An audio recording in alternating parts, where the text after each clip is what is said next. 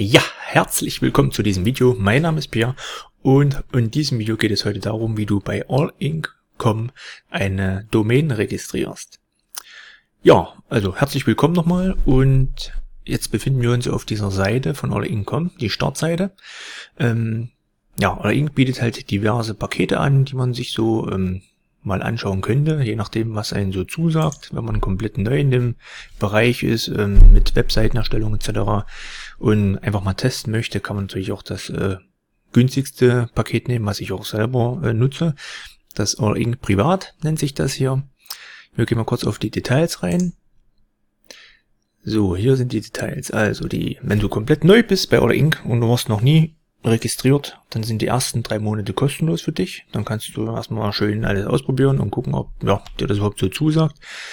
Also ich finde es bis jetzt einmal frei, es gibt keine Probleme. Support ist spitzenmäßig, hilft ihnen super weiter und das ist natürlich viel wert, dass da auch wirklich geholfen wird, wenn man überhaupt nicht weiter weiß. Ja, von daher, und auch der Preis an sich, der ist recht günstig, ja. So, schauen wir mal kurz in die Details rein. Also eine einmalige Einrichtungsgebühr gibt's hier nicht, die entfällt. Speicherplatz betrifft 50 GB, die du sozusagen zur Verfügung hast, das betrifft alle Domainadressen, den ganzen Inhalt, alles was sozusagen jetzt unter diesem Account dann gespeichert ist. Das muss sozusagen mit 50 GB ausreichen, ansonsten müsste man ein höheres Paket auswählen, dann sind es 100 GB beim nächsten. Ja, und man hat dann noch 3 inklusive Domainadressen. Man kann halt 3 Domainadressen registrieren. Und ja, also ich denke mal, für den Anfang ist es nicht verkehrt. Auch hier die Kundenserver. Na gut, was ist jetzt mit Kundenserver nur ein Stück? Mal gucken. Das ist die Anzahl von Kunden, teilen sich die Leistung. Ach so, da können jetzt mehrere Leute sich den Server teilen. In dem Sinne. Also, naja, relativ interessant ja erstmal. Ja, okay, dann monatlicher Datentransfer, ist halt eine Traffic-Flat, auch kein Problem. Also egal wie viele Leute jetzt bei dir auf der Webseite rumdüsen und rumschauen, also da kommen jetzt keine extra Kosten deswegen zustande, von daher auch völlig in Ordnung. Die inklusiven Domainadressen, die 3 Stück, man kann halt man nimmt seine Domainadresse und dann halt .de oder .com, .at, .be. Diese, die jetzt hier stehen, die sind alle inklusive und kosten halt keinen Aufpreis. Alle anderen Adressen, die man jetzt wählen würde, würden halt extra kosten. Man kann sich mal kurz angucken, was es ist. Zum Beispiel, wenn es deine Domainadresse .akademie oder Aktor oder sonstiges ist, also all die Adressen hier, die nicht in der Liste sind, die kosten halt einen Aufpreis. Und da ist die Jahresgebühr hinten dann nochmal angeordnet und ja, also ich denke mal, normalerweise reicht für jeden die DE und com oder sonstiges, was man ja zur Verfügung hat. Außer man möchte halt speziell irgendwie, irgendwas haben, dann muss man wahrscheinlich ein bisschen tiefer in die Tasche greifen, aber okay. So, Subdomains gibt's 150 gratis dazu, die du auf diese 3 inklusiven Domainadressen aufteilen kannst.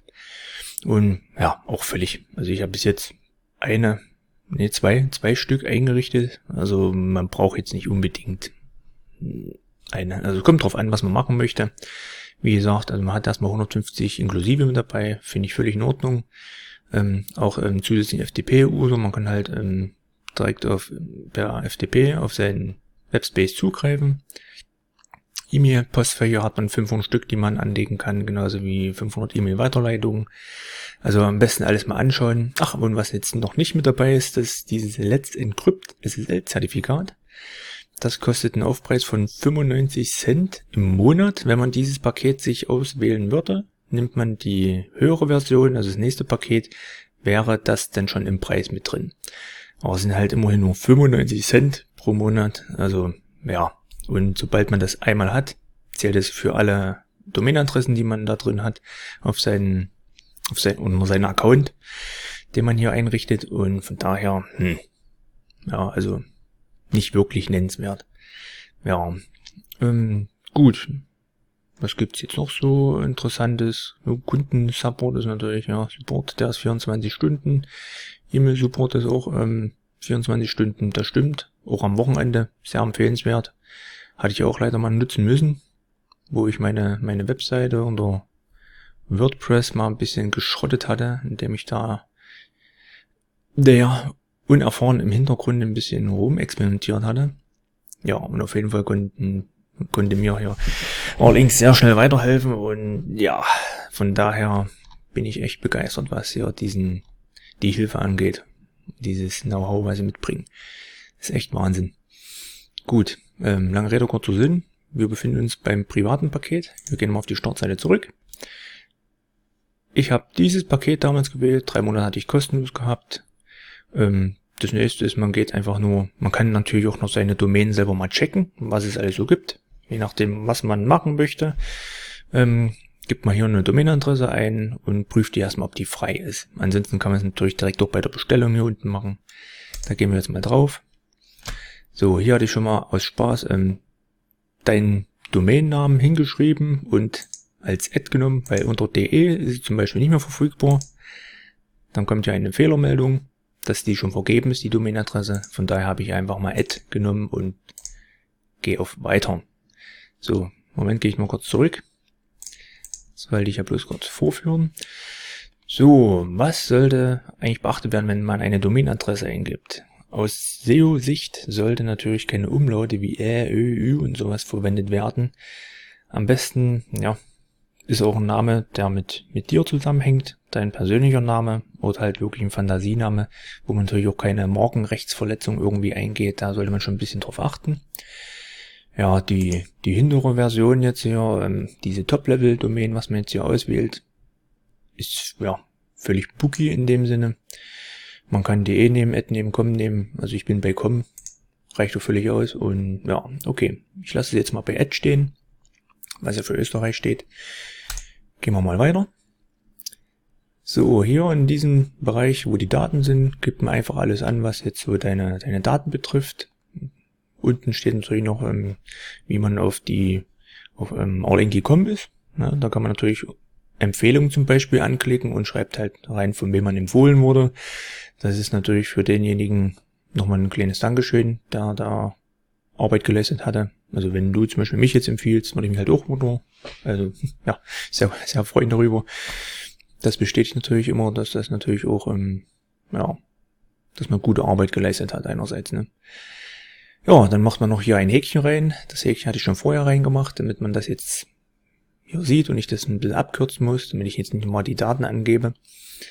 Auch die Daten, die habe ich jetzt fantasiemäßig erstmal bloß eingetragen und ja, ich werde sie trotzdem erstmal ein bisschen verschlüsseln, so dass man es halt jetzt nicht so sieht. Muss ja trotzdem nicht sein. Gut, wenn das alles soweit ist, gehst du einfach nur auf Weiter. Dann kommt ein Freischaltecode. Hier soll man sich entscheiden, ob man den Freischaltecode per SMS erhalten möchte. Dann gibst du halt deine Mobilfunknummer ein oder halt den Freischaltcode per Post. Also wer es halt nicht gern per Telefon machen würde, da gibt's halt per Post an. Dauert halt natürlich dann 2 bis 3 Werktage, bis die Post dann zugestellt ist. Wer schnell seine Seite eröffnen möchte oder seinen Account erstellen möchte, der macht einmal den Freischaltecode per SMS. Ja, was ich auch damals gemacht habe und empfehlenswert ist. Man gibt hier seine Nummer ein und wenn dann der ganze Prozess vorbei ist, man hinten an der Bestellübersicht ist und auch kostenpflichtig bestellt hat, kommt dann nochmal ein Fenster. Dort soll man dann diesen Freischaltecode eingeben, den du per E-Mail, beziehungsweise den du per Mobilfunknummer erhalten hast oder halt per Post. Den gibst du zum Schluss ein. Nur das mal kurz am Rand erwähnt.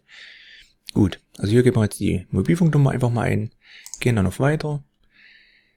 Hier kann man sich natürlich jetzt aussuchen, in welchen Vorauszahlungszeitraum man starten möchte.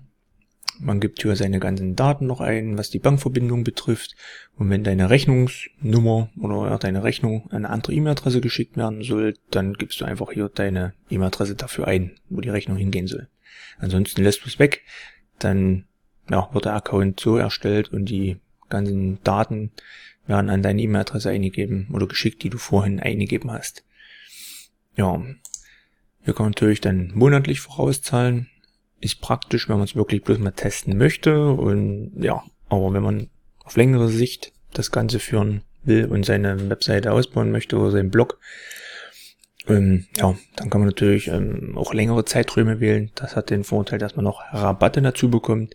Wenn man 36 Monate im Voraus zahlt, gibt es nochmal 20% Rabatt obendrauf. Bei 24 Monaten gibt es 15% Rabatt. Ich habe jetzt 12 Monate gewählt. Ich mache das also jährlich, zahle ich einmal. Davon bekomme ich dann 10% abgezogen. Und ja. Okay, also je nachdem, was du möchtest, wählst du einfach deinen Zyklus ein, den Vorauszahlungszyklus. Kündigen kannst du eine Woche vorher. Also du kannst jederzeit kündigen, aber sobald du einmal bezahlt hast, die Vorauszahlung, bekommst du halt nicht anteilsmäßig, was du jetzt nicht an Zeit genutzt hast, zurück, sondern das ist halt dann weg. Das steht natürlich auch hier oben alles mit drin. Von daher immer erstmal schön durchlesen. Und ja, ist ja auch normal, ne? Mehr würde es nicht so machen. Gut, ja, wenn das alles soweit dann hier eingegeben ist, die Bankdaten, gehst du einfach nur auf Weiter. Hier hast du nochmal eine Übersicht über deine ganzen Daten. Hier musst du dann nochmal bestätigen, dass deine Angaben richtig sind und ja, dann, dass du dich halt erklärst und ja, dass du halt sozusagen weißt, was du hier wirklich machst. Ja, hier unten hast du nochmal deine Bestellung, ob der Domainname der richtige ist, kannst du nochmal kontrollieren, nicht, dass du irgendwelche Tipp- oder Schreibfehler drin hast. Dann, was den Tarif betrifft, sozusagen, dann, ja, dein ganzes Web-Hosting in dem Sinn, mit Domain und Subdomain und Speicherplatz. Dann die ganzen Kosten dazu. Einrichtungsgebühr ist in dem Sinne 0 Euro. Monatsgrundgebühren gibt es in dem Sinne auch nicht, die unrabattiert sind. Und ja, der gesamte Rechnungsbetrag ist auch erstmal 0 für die ersten 3 Monate in den Zeitraum. Und danach würdest du sozusagen 4,95 € im laufenden Monat zahlen. Also jeden Monat 4,95 €. Aber jetzt kommt der Punkt, das zahlst du ja hier in dem Sinne, weil du ja monatlich eingegeben hast. Monatlich würdest du 12 Monate angeben, würde hier dann eine große Summe stehen. Es würde auch offiziell sein, was es monatlich kosten würde, aber du zahlst die einmal und dann ist gut. Na, dann hast du ein Jahr lang Ruhe, wo keine Rechnung kommt und dann, wenn der Tag kommt und du kündigst nicht, dann wird automatisch das wieder verlängert. Ja, also darum braucht man sich halt auch nicht kümmern. Außer du möchtest halt die ganze Sache beenden, dann sollte man sich spätestens eine Woche vorher darum kümmern und kündigen, bevor der neue Zyklus beginnt und ja, der Betrag abgezogen wird.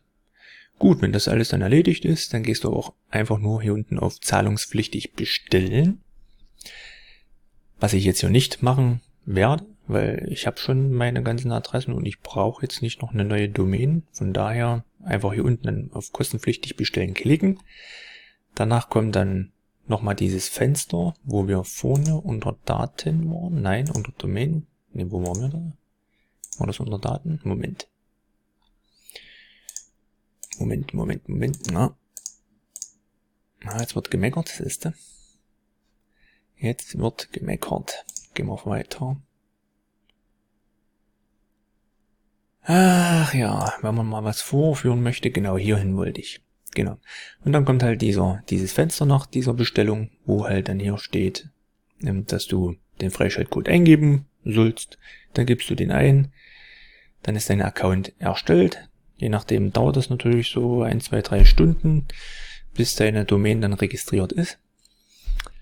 Ja, dann bekommst du eine E-Mail, wo nochmal alles darin steht zu den ganzen Daten und du bekommst die Login-Daten für deine Member-Area. Das ist hier, wo du deine ganzen, ja, wo du ein SSL-Zertifikat zum Beispiel registrieren kannst, wo du deine Rechnung nachsehen kannst, wo du deine Domainverwaltung alles hast, Vertragsdaten, Stammdaten, das kannst du alles hier sozusagen umändern und ja, anschauen.